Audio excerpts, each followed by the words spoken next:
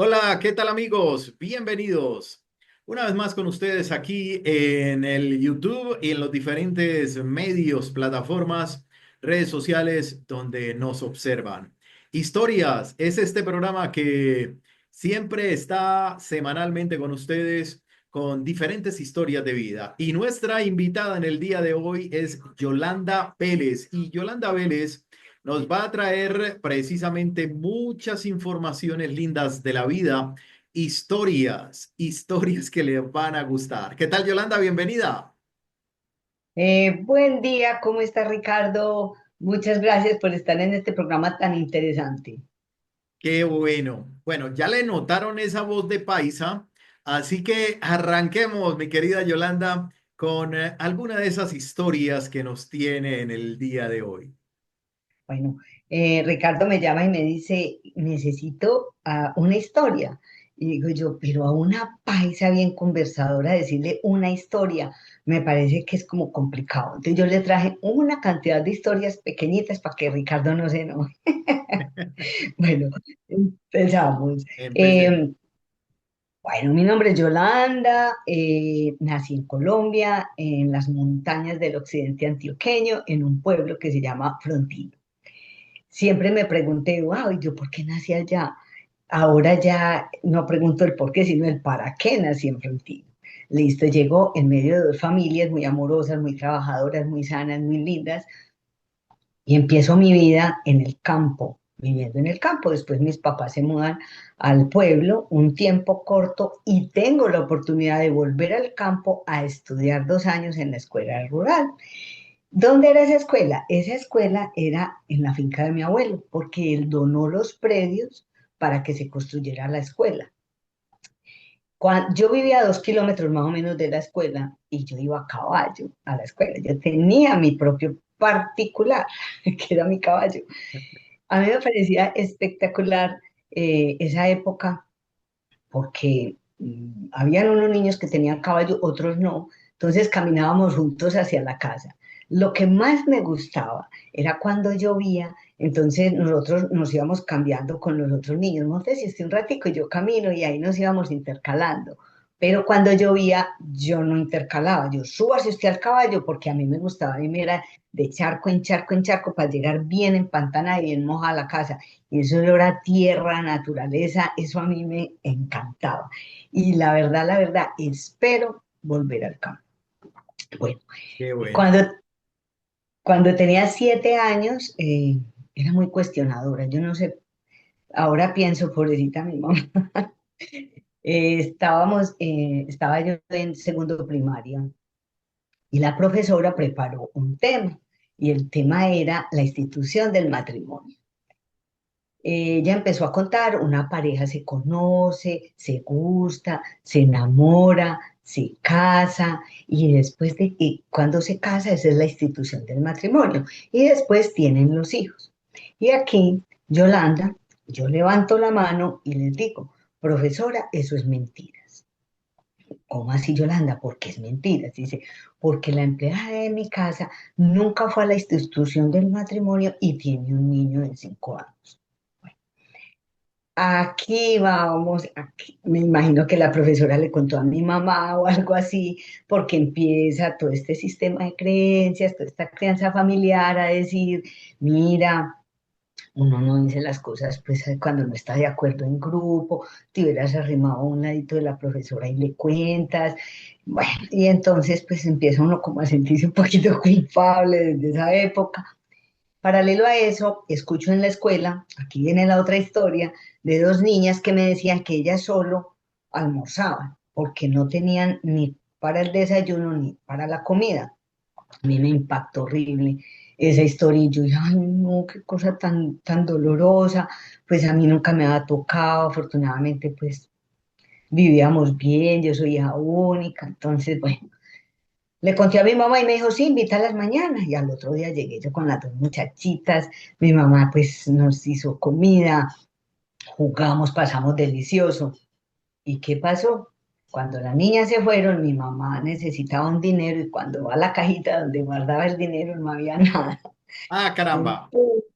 Entonces, ¿cómo se siente una niña de 7 años?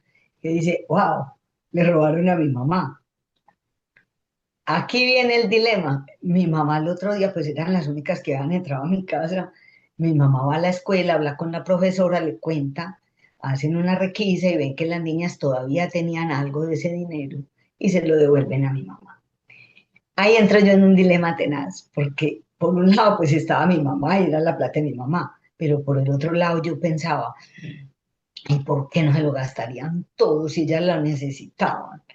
Ay, ay, otro dilema grande. Entonces ya asumo una posición de ser un poco más tímida, ya no expresaba lo que sentía como con esa tranquilidad, con esa espontaneidad, ya analizaba un poquito más las cosas, ya yo mido 1,50.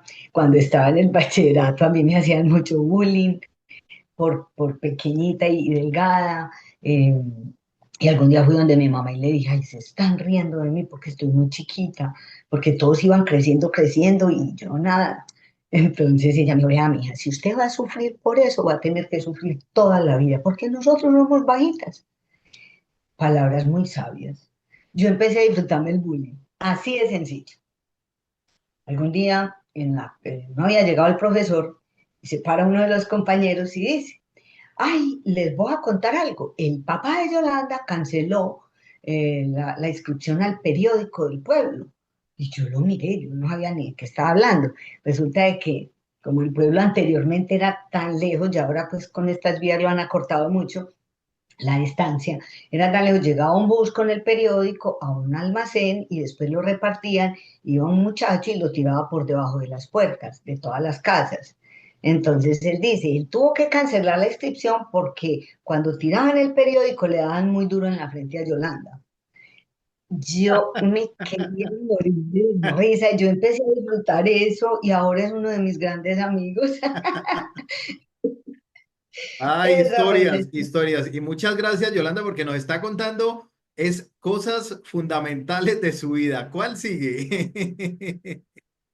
Pues sigue que cuando yo siento que me tengo que quedar tan callada en la vida, empiezo a generar unas crisis de garganta tenaces y hasta tuvieron que hospitalizarme, que ahora me doy cuenta y ahora más adelantico retomamos el tema.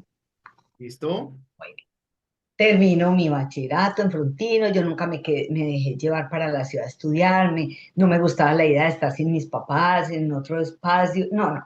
Yo terminé el bachillerato, me voy a la ciudad, desorientada totalmente, yo no sabía qué quería hacer.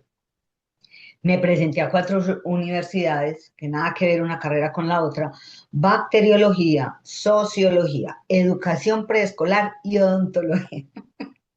Caramba. Pasé a 3 universidades y ya mis papás afortunadamente me dijeron, la que quiera, nosotros no vamos a decirle que estudia, no, esa decisión es tuya.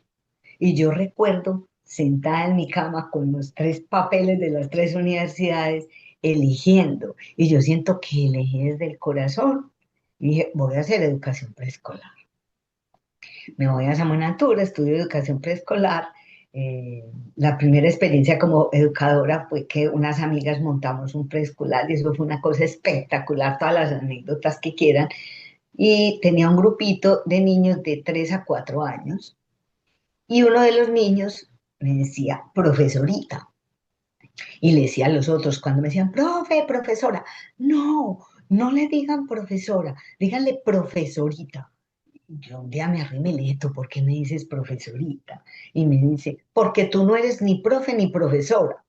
Ya, con eso me despachó. Yo, bueno, en la primera reunión de padres de niños me di cuenta, los papás de ese niño medían por ahí 2 metros, cada uno. Yo, claro, la profesora, me enamoro de este ejercicio de ser maestra de los niños y ya viene el ego aquí, voy a ser la mejor profesora del mundo y me hago otra carrera que se llama didáctica y dificultades del aprendizaje. Ahí me enamoré locamente, me casé y me voy a vivir a Urabá. Urabá, una zona con muchas dificultades de orden público. pero yo estaba feliz, o sea, era la luna de miel, era atardeceres espectaculares, el mar a 2 horas, yo buceaba, pasaba delicioso, construimos unas amistades espectaculares que todavía están en nuestras vidas, fue algo maravilloso, pero también pasaron cosas duritas, como por ejemplo nos tocó el terremoto de Muriendó, que fueron dos con una diferencia de 6 horas, 6,6, 7,1. ¡Qué susto! También nuestro primer bebé decidió devolverse, simplemente. También hubo que elaborar el duelo de ese bebé que no llegó en ese momento. Y además de que pasamos muy rico, porque para mí vivir en Urabá 5 años fue maravilloso. Además, También estuve, Urabá para el contexto de las personas que van a observar, Yolanda, Urabá es naturaleza pura, muy pocos edificios, generalmente son casas de uno, dos, me imagino que máximo 3 pisos, si es que hay edificios grandes, yo creería que no pasan de 5 pisos, y en fin, es naturaleza pura y como usted lo dijo. Mar ahí a 2 horas para ir a disfrutarse esa naturaleza. exactamente, en esa época, porque ahora sí hay grandes edificios, ahora ya es una ciudad mediana, diría yo, pero en la época mía, sí, era muy como tú lo dices, porque eso fue en el 91, 92, más o menos. Estamos hablando de turbo Apartado, apartado. sí, apartado. Ya ahí sí, ese es como un polo de desarrollo más grande en este momento y yo fui hace como 2 años, pasé por allá y me quedé asustada, ya no conocía Ya, nada. Ya, me cambiaron el pueblo. yo decía, pero ¿dónde era que yo vivía? Sí, súper, súper. Bueno, eh, pues en una ida al mar a Necoclí, nos secuestran a mi esposo y a mí, estuvimos 7 horas secuestrados. Aprendí muchas cosas de ese secuestro. Una de las cosas que aprendí es que en el momento fuerte y traumático, mi memoria se vuelve impresionantemente como nítida. Eso es algo que recuerdo todo, como decimos los paisas, con pelos y señales. Eh, yo siempre tuve mucha fe, muchísima fe, a pesar de que pues uno iba con el arma aquí y el otro con el arma acá, pero tuve fe de que no nos iban a matar. Eh, Me volví mucho más agradecida y valoré mucho más la vida. Además que en ese momento yo llevaba unas carticas en el bolso, habían otras personas secuestradas, yo me puse a jugar cartas con ellos. O sea, mi esposo dice, esta es Laura, hasta el secuestro se lo disfrutó. Y yo le escribo el comandante cómo era absolutamente Oye, la cadena. Yolanda, y se puso a jugar, en esa época me imagino que se puso a jugar algo que se jugaba mucho en Colombia y era tute, o qué, o era de las otras cartas, no era la baraja Lo peor, española. lo peor era que como habían unos señores que iban a hacer unas peleas de gallos, que además también lo regañé porque pobrecitos los gallos, y yo soy anti todas estas cosas, entonces eh, ellos decían, no, nosotros sabemos jugar, una cosa muy rara. Y yo dije, bueno, listo, entonces yo le reparto, le recojo el dinero, vuelvo y le entrego, y ahí me van enseñando. Yo no sé qué era eso, honestamente, ese jueguito si yo no lo entendía. Era algo como póker, no sé, una cosa ahí rara. Listo, pues hasta eso me lo disfruté, Ricardo, si quieres que te diga. Yo ya empiezo a contarlo y mi esposo me decía, pero estás volviendo a contar la misma historia y ahora veo lo necesario que es volver a contar la historia hasta que se elabore, ¿sí? Sí, Lo que claro. tenemos que saber es a quién se la contamos. Bueno, fue muy bonito.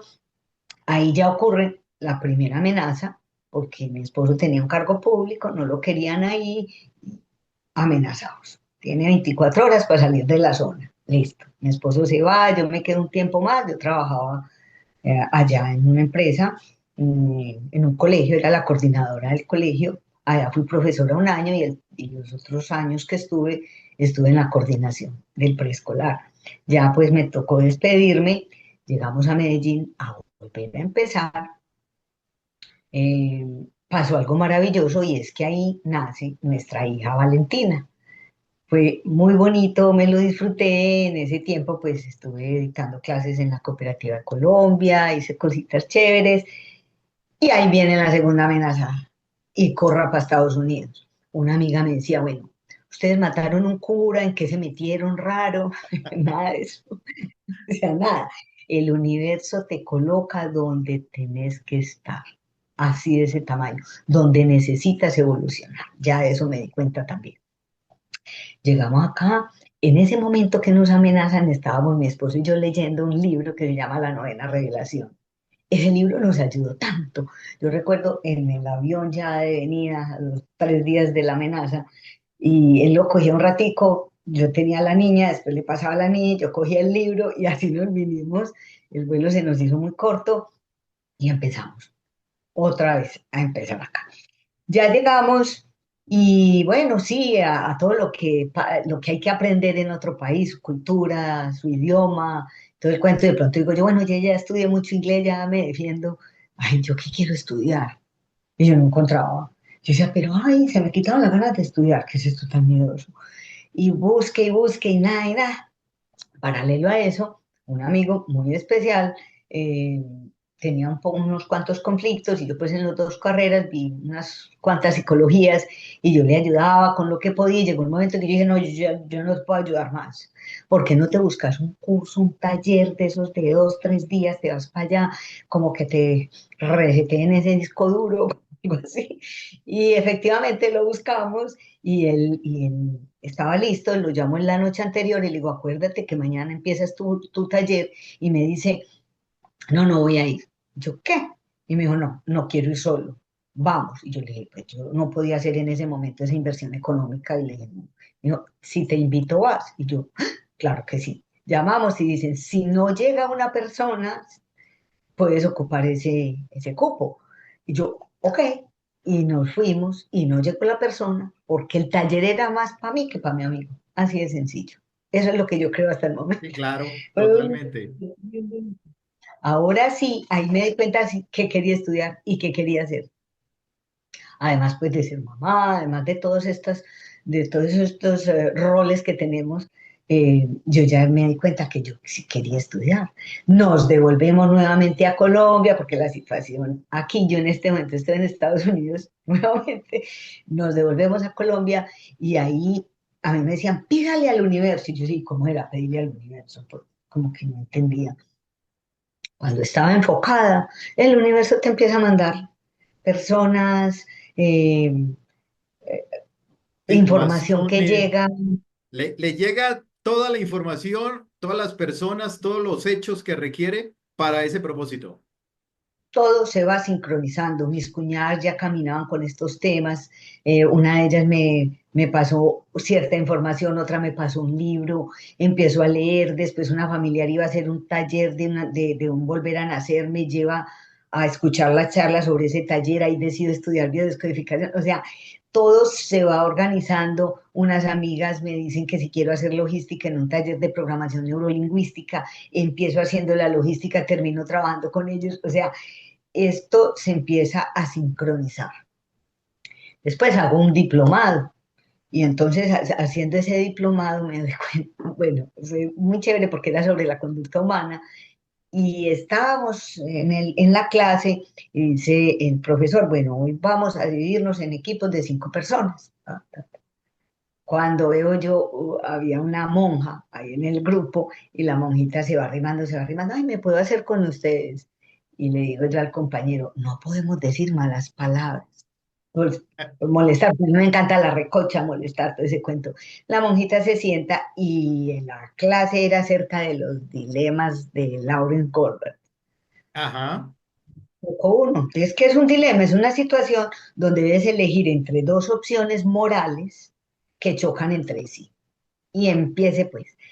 Entonces ya ¿cuál nos tocó a nosotros así rápidamente? Nos toca el dilema donde tu esposa está muy mal, tiene un cáncer, necesitas una medicina urgente, ella siempre la ha tomado, se acaba la medicina, tú tuviste que renunciar al trabajo, no tienes dinero, tienes que comprar esa medicina, vas donde el farmacéutico del pueblo y le dices, y él dice que no te la puede fiar, vas, te consigues la mitad de la plata, vuelves donde el farmacéutico y le dice, no, tiene que tener la plata completa. Y él dice, ¿qué hago? Después él ve la oportunidad que puede ir y robar esa medicina para su esposa. ¿Tú qué harías? Ah, lo único que yo hago es mirar a la monja. Y yo, monjita, y entonces. Y dice, ay, no tan horrible. Entonces, ella analizaba y analizaba y decía, ¿saben? Lo que podemos hacer. Ay, no, empiecen ustedes primero. O sea, ella no tomaba la iniciativa. Y ellas me habían nombrado a mí como la vocera del grupo. Y me dice, empieza tú. Yo le dije, yo sí empiezo, me la robo, yo no tengo que pensar. Ah, y ya empezamos el consenso pues del grupo y al último dice ella, ah, yo también me la robo. Eso fue muy gozadera, porque hubo equipos obviamente que decían que no, que era el proceso natural de su esposa y tata, y ellos justifican, eso se presta a unas discusiones bien interesantes y era clase de ética. Entonces, lo rico es que después con la monja, o alguien colocó un lapicero y le digo, yo vea, ese lapicero es fino, ojo que ahí está la monja, y ríanos, hacerle bullying a la monja. Yo llegaba a la cafetería y me sentaba bien cerquita que ella no me viera, y yo, ¿han visto la monja ladrona? Después la monja me decía, yo nunca había pasado tan rico en una clase como esta. Y yo, sí, hermana, que es muy rico, pues, como ese tema del bullying y que lo cosen a uno, no sé cuándo. O sea, muy rico. Esas Ah, son mis historias Se quedó, hasta el se quedó esa historia y me pareció excelente de, de ese, de esa alegría y esa simpatía. Y seguramente la monja, cuando usted dijo que la monja ladrona soltó la carcajada. Bueno, Yolanda, pues muchas gracias por toda esa historia bien bonita. En esta parte final del programa, que aún no es tan final, me gustaría que habláramos de todo lo que usted realiza, porque con esto que nos acaba de contar, usted se dedica hoy en día precisamente a este aspecto de la salud alternativa. Así que hablemos un poco de terapias y todo lo que realiza hoy en día. Sí, Ricardo, dedicada completamente a esto que empezó en ese inicio Ajá. terapeuta, claro. Bueno, hice pues varias formaciones y llegué a unas terapias muy específicas. Una de ellas es la biodescodificación, teniendo pues como referencia y como base los tratados y las investigaciones del doctor Hammer y sus 5 leyes biológicas, donde dice toda enfermedad inicia con un conflicto emocional. A eso es que me dedico en la biodescodificación, a encontrar ese conflicto emocional de las personas para sanar. Fletcher habla del síntoma, entonces, ¿qué hacemos nosotros? Asociamos la función del órgano con el síntoma que está presentando, porque el síntoma es como una alerta que manda el cuerpo de que algo está por ahí funcionando no tan bien. ¿Qué hago en esta terapia? A mí me encanta una herramienta que se llama la bisagra. Yo llevo a la persona de la edad que tiene a vientre materno, sanando, encontrando esos bioshock. ¿Qué es un bioshock? Es un momento vivido en soledad, sin solución en el tiempo e inesperado. ¿Sí? Eso es lo que forma un evento traumático. Y puede ser algo pequeñito, no tiene que ser pues esos eventos miedosos, ¿no? Puede ser que tu mamá no te prestó atención en un momento que lo necesitabas mucho, por ejemplo. Ahí se puede formar un bioshock. Entonces, esos bioshock pueden desencadenar enfermedades físicas, emocionales, psicológicas, mentales, hasta espirituales, diría yo. Eso es lo que nos vamos buscando hacia atrás. Y eso lo hago yo desde el amor. O sea, yo respeto mucho las terapias de choque, las terapias más agresivas, diga, égale, insulte. Se puede y hay muchas que han dado muchos resultados, pero yo no lo hago así. O sea, si quiero hacer una parte, o sea, todo lo que yo hago, yo me lo hice yo. O sea, yo siempre empecé por mí. Yo he tenido una vida muy tranquila, muy bonita, muy feliz. Como ven, también me pasaron cositas, pero cuando yo empiezo a analizar todo esto, claro que había muchas cosas por allá guardaditas. Ahorita les cuento algo familiar, más adelantico. Entonces, yo trabajo en mí y lo que me funcione, lo que me resuene, es lo que hago con mis consultantes. Si no me resuena, no. O sea, hay unas terapias que han dado muchos resultados, pero que yo no estoy de acuerdo con ellas. Entonces yo o las transformo o hago otras alternativas, ¿no? Bueno, ahí vuelvo al dolor de garganta que tenía cuando yo no podía expresarme como yo quería, ¿sí? ¿Y qué es eso? O sea, ¿qué es el dolor de garganta? Pues claro, no hablaba y eso es en doble vía. O no puedo hablar o estoy hablando más de la cuenta, ¿sí? Entonces, Sí. cuando tengamos una laringitis, una faringitis, hagamos ese pequeño análisis que a veces se cura solita. Por ejemplo, el dolor de oído, que no quiero escuchar, o que escuché que fue tan fuerte que se me quedó instalado en mi inconsciente profundo como un bioshock. Y eso lo tengo que sanar. Se dice que el tinnitus, cuando a veces la pareja, cualquiera de los dos, porque también hay hombres cantaletosos, está ese tiqui, tiqui, tiqui, y hablen, y hablen, y hablen. Entonces, que desarrolla la persona el tinnitus, o sea, me pongo un pito para no oír esto siempre, siempre lo mismo, lo mismo. O sea, esos son ejemplos de biodescodificación. Bueno, es eso. La otra terapia que hago es el transgeneracional, que son esos programas que heredamos de generación en generación. Son memorias inconscientes que se repiten, ¿sí? Son traumas, conductas, creencias familiares y eso no lo vamos pasando, no lo vamos pasando. Ahí que trabajo el tema de las lealtades y de la reparación del clan. ¿Qué son las lealtades familiares? Pues eso es un juego inconsciente que tenemos. Ese juego es hasta bien interesante porque, por ejemplo, yo tengo un papá maltratador. Entonces, ¿qué hago? Me elijo a mi vida un esposo maltratador, porque en mi inconsciente está el juego de que yo me quiero solidarizar con mi mamá a vivir lo que ella también vivió. Esas son lealtades familiares que se hacen. Ah, también ahí se habla de los secretos familiares que son tan peligrosos. La cadena de abusos viene por ese secreto familiar. Entonces, a mí me llega una persona abusada, yo ya sé que la mamá, la abuela, la bisabuela, pero se vuelven secretos. La única forma de frenar esa cadena es contándolo. Y es Es la la única forma. manera de sanar esa familia o si no se repetirá por sécula seculorum. Total, seguirá exactamente igual en la familia, todo el hijo, la hija, y casi siempre son en las mismas edades. Otra, por ejemplo, las mujeres solas.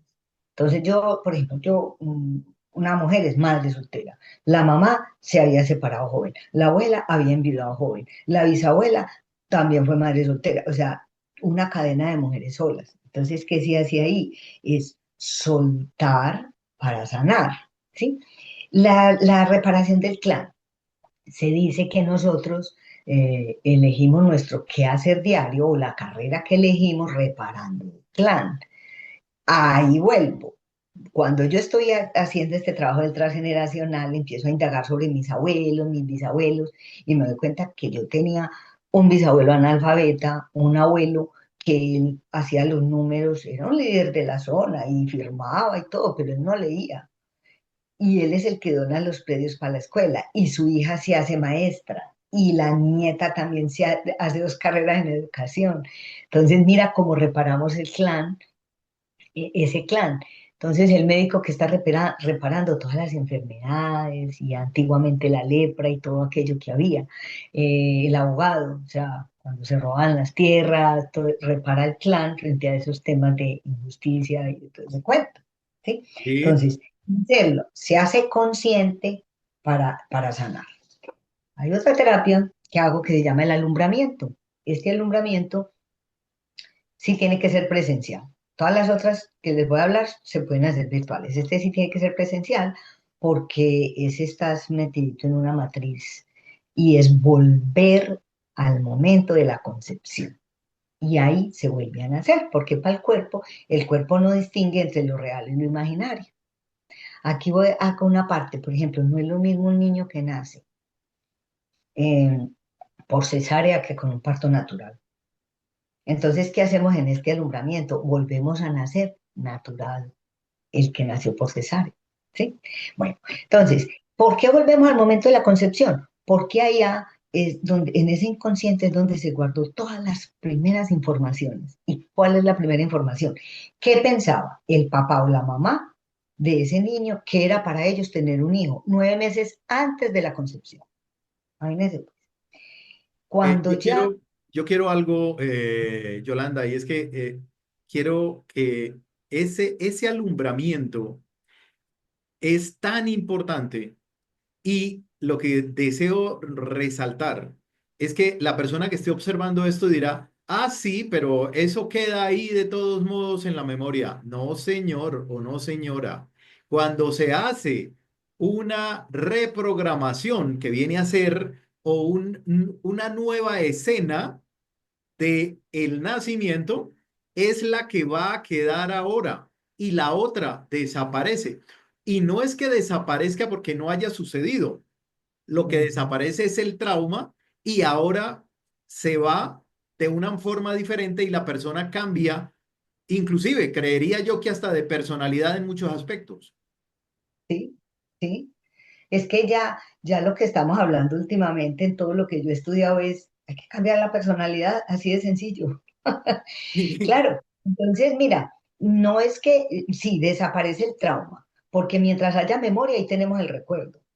Sí, es lo mismo que pasa con los duelos. Es que se te va olvidando. No, a uno no se le olvida, uno lo integra, pero Es uno no lo diferente. olvida, porque mientras haya memoria ahí está. Lo mismo pasa con ese evento traumático, sí, con ese nacimiento. O sea, y siempre he dicho, un recuerdo sin emoción se llama sabiduría. Entonces yo lo puedo recordar de una forma sana, chévere, que no me afecte, que no lo sienta ni en mi energía, ni en mi cuerpo, ni en mi parte emocional, ni en nada de eso. Entonces, ¿qué es lo primero que yo tengo instalado? Lo que pensaban los papás de ser padres cuando se le da la noticia a la mamá, estás embarazada, y cuando ella se la da al papá, la reacción del papá. Eso es lo que ese bebé tiene ahí. ¿Sí? Entonces, a veces todos no somos tan afortunados de ser buscados, esperados y todo el cuento, ¿sí? Hay una familia bien numerosa y uf, llegó otro muchachito. Y dice la mamá, estoy otra vez embarazada. ¿Qué dice el señor? Otra boca para mantener, otro muchachito. Ahí ¿qué pasó con ese bebé? Se le instaló un proyecto de escasez. Así sea el hombre más rico, más afortunado del mundo, siempre va a estar incompleto, porque siempre va a estar escaso de algo, ¿sí? Pero la buena noticia es que se puede reprogramar, se puede sanar. Bueno, Ya vamos en la parte final, tenemos 2 minuticos aproximadamente, así que y cuénteme algo más. la última terapia que hago es la de bienestar o cuántica, que es a través de una máquina que se llama el Skill, que a Ricardo le gusta. Me encanta, me encanta. Yo la he probado por lo menos unas, uy, ya, yo creo que van por ahí como seis veces, seis o No es siete más. veces. ¿Qué hace este aparato? Este aparato trabaja, se puede trabajar presencial o virtual porque trabaja con la misma tecnología del celular. Ella hace una evaluación de todo tu sistema, de todos tus órganos que estén en la frecuencia adecuada para que no haya un desequilibrio. Ella analiza, por ejemplo, el sistema inmune, voltaje, amperaje, resistencia, oxidación, eh, protón, electrón, o sea, tiene 250 terapias, con eso te digo todo. No, Esa wow, es la terapia cuántica. Sí, la cuántica. Y además, sí, además es a cualquier parte del mundo, ¿no? sí, a cualquier parte del mundo, también nivela todos los vórtices de energía o chakras que llamamos, o sea, es muy completa, demasiado completa. Ahí necesitaríamos otro programa, no mentiras, así está bien. Seguramente que sí. Yolanda, ¿en dónde la pueden encontrar? ¿De qué manera se puede comunicar todas las personas que desean hablar con usted? Bueno, yo sí soy muy simple, por WhatsApp me pueden encontrar en Colombia al 310-424-0733 y tengo otro número de acá de Estados Unidos, 754-308-3138. Por ahí me Eh, pueden escribir, por ahí nos ¿Cómo, contactan. cómo es el indicativo para Estados Unidos? +1, +1. Y ahí viene el 7 después de ese +1. sí, 754, sí. Por favor, repetimos los dos números. Colombia 310-424-0733 y en Estados Unidos 754-308-3138 con el +1 adelante. Y en Colombia el indicativo es +57. Pues Yolanda, muy amable, muchas gracias por estos minutos y en verdad que lo disfruté. Ricardo, gracias por invitarme. Estoy muy contenta de haber estado aquí y compartir este ratico contigo. Un abrazo y saludos a todas las personas que nos están viendo. Un abrazo para todos, muchas gracias y en la próxima semana más historias aquí en este canal de YouTube y en esta plataforma.